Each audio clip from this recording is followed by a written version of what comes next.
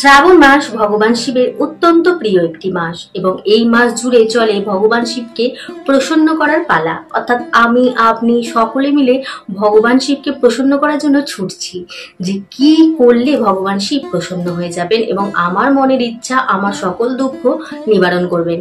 তো সবার আগে বলি, ভগবান শিব অতি দয়ালু, তিনি অল্পতেই সন্তুষ্ট হয়ে যান, শুধুমাত্র একটুখানি জল আর একটা বেলপাতাতে। কিন্তু শ্রাবণ মাস জুড়ে যদি আমরা কিছু নিয়ম পালন করতে পারি, কিছু বাধা নিয়ম শৃঙ্খলা পালন করতে পারি, তাহলে কিন্তু আমাদের জীবনের সকল কষ্ট ভগবান শিব নিজের কাছে নিয়ে নেন।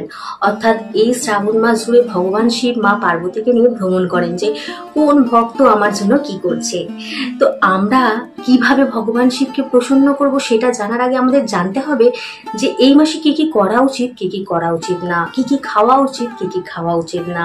তাহলে কিন্তু ভগবান শিব খুবই প্রসন্ন হয়ে যান। তো চলুন সেইগুলোই জানবো, এই মাসে কি কি করতে হবে, কি কি করতে হবে না, কি কি খেতে হবে, কি কি খেতে হবে না। তো চলুন ভিডিওটা শুরু করা যাক। এক হচ্ছে তুলসী পাতা। হ্যাঁ বন্ধুরা, তুলসী পাতা কখনোই ভগবান শিবের মাথায় দেওয়া উচিত নয়, চরণেও দেওয়া উচিত নয়। দুই হচ্ছে কেতকী ফুল। হ্যাঁ বন্ধুরা, আমরা কম বেশি দেখি গ্রাম অঞ্চলে এই কেতকী ফুল গাছ কিন্তু অনেক দেখা যায় এবং মানুষ এই ফুল তাড়াতাড়ি পেয়ে যায় বলে এই ফুলই কিন্তু ভগবান শিবের মাথায় অর্পণ করে দেয়। কিন্তু এইটি একদমই করবেন না, কারণ কেতকী ফুল হচ্ছে ভগবান শিবের একদমই অপছন্দের, তাই একদম ভুলেও দেবেন না এই কেতকী ফুল। এরপর হচ্ছে নারিকেলের জল। হ্যাঁ বন্ধুরা, কেউ বলে এরম ধরনের টোটকা করতে যে নারিকেলের জল দিন, এই দিন বলে তারা কিন্তু এই নারিকেলের জল ভগবান শিবের মাথায় অর্পণ করেন। এটি মোটেও করা উচিত নয়, এতে কিন্তু ভগবান শিব কখনোই প্রসন্ন হন না।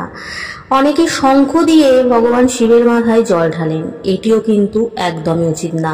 শিবলিঙ্গে হলুদ আর সিঁদুর কখনো অর্পণ করা যায় না। শিবলিঙ্গে অনেকে চাল অর্পণ করে থাকেন তার দোষ কাটানোর জন্য, কিন্তু খেয়াল রাখতে হবে চন্দন, ভস্ম, হলুদ, চন্দন এইগুলো অর্পণ করা যায়, কিন্তু চাল অর্পণ করার সময় দেখবেন সেই চাল যেন ভাঙা না থাকে। এই সারা শ্রাবণ মাস জুড়ে আমাদের গৃহে যদি কুকুর, বিড়াল, পাখি, যে কোনো পশু, সে গরু হোক কিংবা ছাগল যদি এসে উপস্থিত হয়, তাহলে তাদেরকে কখনোই অবজ্ঞা করবেন না, তাদেরকে সেবা করুন। এতে ভগবান শিব খুবই প্রসন্ন হন এবং সেই গৃহে সর্বদা মা লক্ষ্মীর আশীর্বাদ থাকে। শ্রাবণ মাস হোক কিংবা 12 মাস, প্রতিদিনই আমরা ভগবান শিবের মাথায় জল ঢেলে থাকি এবং তার সঙ্গে বেলপাতা অর্পণ করে থাকি। কিন্তু বেলপাতা যখন ভগবান শিবের মাথায় অর্পণ করবেন তখন খেয়াল রাখবেন সেই বেলপাতা যেন একদম পরিপুক্ত থাকে, অর্থাৎ কোনো ছেঁড়া, ফাটা, দাগ এরম ধরনের যেন না থাকে। এবং সেই বেলপাতা ভালো করে আগে ধুয়ে নেবেন, তার মধ্যে গঙ্গা জল দেবেন, তারপরে সেই বেলপাতার মধ্যে মধু লাগিয়ে ভগবান শিবের মাথায় অর্পণ করতে পারেন। এছাড়া তার মধ্যে চন্দন লাগিয়েও কিন্তু অর্পণ করতে পারেন। সেই চন্দন লাগানোর সময় আপনি ভগবান শিবের নাম লিখতে পারেন কিংবা ওম লিখতে পারেন, চন্দনটা দিয়ে লিখতে হবে।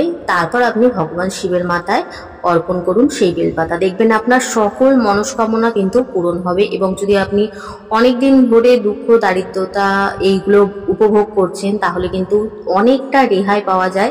অনেকেই আছেন যেখানে যেখানে ঘুরতে যান সেখান থেকে একটি করে শিবলিঙ্গ কিংবা একটি করে শিব মূর্তি এনে ভগবান শিবের পাশে রেখে দেন, কিন্তু এটি কখনোই করবেন না। একের বেশি অধিক শিবলিঙ্গ কিন্তু এনে মোটেও স্থাপন করবেন না। অনেকেই শ্রাবণ মাসে 2-3টে শিবলিঙ্গ স্থাপন করেন, এটি কিন্তু ভুলেও করবেন না। এবার আসুন আমরা জেনে নিই এই মাসে কি কি আমরা খাবো, কি কি খাবো না। শ্রাবণ মাসে যারা ভগবান শিবের ব্রত রাখবেন কিংবা সোমবারের ব্রত করবেন, তাদের বলি আমরা কিন্তু সারা মাস জুড়েই ভগবান শিবের জন্য নিরামিষ আহার গ্রহণ করব। কিন্তু নিরামিষের মধ্যেও কি কি খাবেন, কি কি খাবেন না, কিংবা যারা ব্রত রাখছেন তারা কি কি খাবেন, কি কি খাবেন না। আবার আমরা জানি প্রতিটা ব্রতের কিছু নিয়ম থাকে, সেটি না মানলে আমরা ব্রতের কোনো ফলই পাই না। সুতরাং সেই ব্রতের নিয়ম অনুযায়ী আমরা কি কি খাবো না খাবো সেইটা জেনে নেওয়া যাক। শ্রাবণ মাস ও সোমবার, এটিকে ভগবান শিবের বার বলা হয় এবং ভগবান শিবের এক নাম হলো সোমেশ্বর কিংবা সোমনাথ। অনেক শিব ভক্তরাই করেন 16 সোমবার। আর আমরা সকলেই জানি একটা মাসে 4 থেকে 5টা সোমবার আসে, তাই এই 16 সোমবার করার জন্য আমাদের ম্যাক্সিমাম অনেকগুলোই মাস লেগে যায় এবং সেই মাসেও কিন্তু আমাদের একই নিয়মে পালন করতে হবে সোমবারের ব্রত। যারা নিরামিষ আহার সারা মাস জুড়ে করতে পারেন না তারা কেবলমাত্র রবি, সোম, মঙ্গল এই 3 দিন কিন্তু নিরামিষ আহার করবেন। কারণ আমরা জানি যে সোমবারে যদি ব্রত রাখি তাহলে আগের দিনকে আমাদের সংযম করতে হয় এবং পরের দিনকেও কিন্তু আমাদের নিরামিষ আহার করতে হয়। সুতরাং এই 3 দিন কিন্তু আমাদের নিরামিষ আহার রাখতে হবে, অর্থাৎ সোমবার তো উপবাসে আমরা যা যা খাই সেগুলো খাবো, কিন্তু আগের দিন এবং পরের দিন আমাদের নিরামিষ আহার গ্রহণ করতে হবে। এই সোমবারের ব্রত অনেকে নির্জলা রাখে, অর্থাৎ নির্জলা উপবাস যেটা হয়। তারা তো কোনো কিছু খান না, জল পর্যন্ত খান না, কিন্তু অনেকেই আছে সাবুদানা খান, অর্থাৎ সাবুদানা ভিজিয়ে খান। অনেকে আবার সাবুদানার খিচুড়ি খান, কিন্তু খিচুড়িটা একদমই খাওয়া উচিত নয়, কারণ তার মধ্যে আমরা ফোড়ন দিচ্ছি, অর্থাৎ শুকনো লঙ্কা হোক যাই হোক। অনেকে হলুদ দেন না, ভাবেন হয়তো হলুদ ছাড়া মানেই সেইটি খাওয়া যায়, কিন্তু না, হলুদ ছাড়াই বলেন যে যেটা আপনি রান্না করে খাচ্ছেন, এমন আগুনের তাপে করে খাচ্ছেন, সেটা কখনোই খাওয়া উচিত নয়। আপনি এমনি সাবু ভিজানো খেতে পারেন। এছাড়া আর কি কি খাওয়া যায়, অর্থাৎ এই উপবাস করে আপনি কি কি খেতে পারেন যারা নির্জলা উপবাস রাখছেন না? তো তাদের বলি, মিষ্টির ধরনের যত রকম খাবার আছে আপনারা খেতে পারেন। এছাড়া ফলমূলও খেতে পারেন, কিন্তু খাবেন না টক জাতীয় খাবার। অর্থাৎ অনেকেই আছেন আম খাচ্ছেন, কিন্তু আমটা পাকা না মিষ্টি সেটাও খেয়াল রাখা দরকার। অনেকে লেবুর শরবত বানিয়ে খাচ্ছেন, এগুলো মোটেও খাবেন না, কারণ এগুলো টক জাতীয় খাবার হয়ে যাচ্ছে। এছাড়া টক দইও কিন্তু খাবেন না কখনোই, এগুলো সাত্বিক খাবার নয়। সাত্বিক খাবারের মধ্যে মিষ্টি জাতীয় খাবার পড়ে। পেঁয়াজ, রসুন এইগুলো তো আমরা জানি মোটেই খাওয়া যাবে না। তার সাথে ময়দা, বেসন, সুজি, মেথি বীজ, গরম মশলা এগুলো কিন্তু মোটেই খাওয়া যাবে না, এগুলো সাত্বিক খাবারের মধ্যে পড়ে না। এবার জেনে নেওয়া যাক সোমবারে কি কি খাওয়া যাবে। কিছু মানুষ শরীরের সুস্থ রাখার জন্য ওষুধ খেয়ে থাকেন, তারা অবশ্যই ওষুধ খাবেন, কারণ একটা মানুষের শরীর নষ্ট হয়ে যাক কখনোই ঈশ্বর চাইবেন না। তাই যারা ওষুধ খান, যাদের থাইরয়েড, সুগার এইসব আছে, তারা কিন্তু ওষুধ অবশ্যই খেতে পারেন। এছাড়া বাদাম, কাজু বাদাম, কিশমিশ, মৌসুমি ফল, পেয়ারা, পেঁপে, আপেল, আম, শসা এই সকল ফল খেতে পারেন। আর যারা উপবাস করছেন না কিংবা ব্রতও রাখেননি, শুধুমাত্র নিরামিষ আহার করছেন, তারা খেয়াল রাখবেন আপনারা কিন্তু সাবুদানার খিচুড়ি, ক্ষীর সকল কিছুই খেতে পারেন।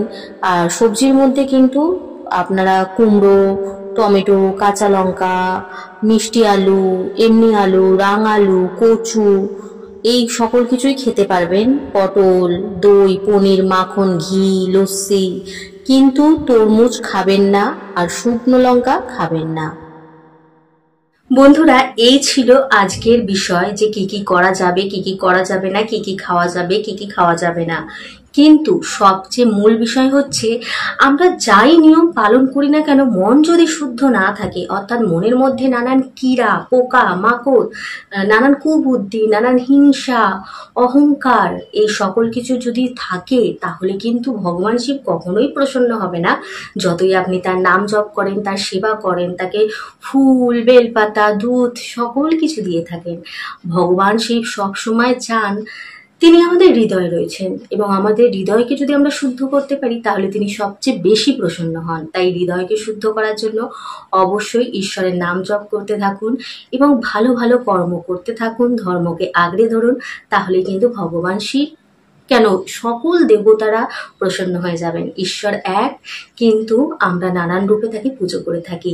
সবার প্রথম আমাদের হৃদয়ে থাকা শ্রী কৃষ্ণই বলুন, ভগবান শিবই বলুন, তাকে জাগরিত করতে হবে। আর সেই জন্য আমাদের অবশ্যই ভগবানের নাম জপ করতে হবে। তো চলুন এখানেই বিদায় নিচ্ছি, আসছি নতুন কোনো ভিডিও নিয়ে। ততক্ষণের জন্য ভালো থাকুন, সুস্থ থাকুন, সুরক্ষিত থাকুন। সারা শ্রাবণ মাস জুড়ে ভগবান শিবের কীর্তন করতে থাকুন। তিনি যদি চান তাহলে কিন্তু আমাদের জীবনের সকল দুঃখ নিবারণ করে তিনি আমাদের ভালো একটা মানুষ তৈরি করতে পারেন। তো চলুন এখানেই বিদায় নিচ্ছি। হরে কৃষ্ণ, রাধে রাধে, ওম নমঃ শিবায়।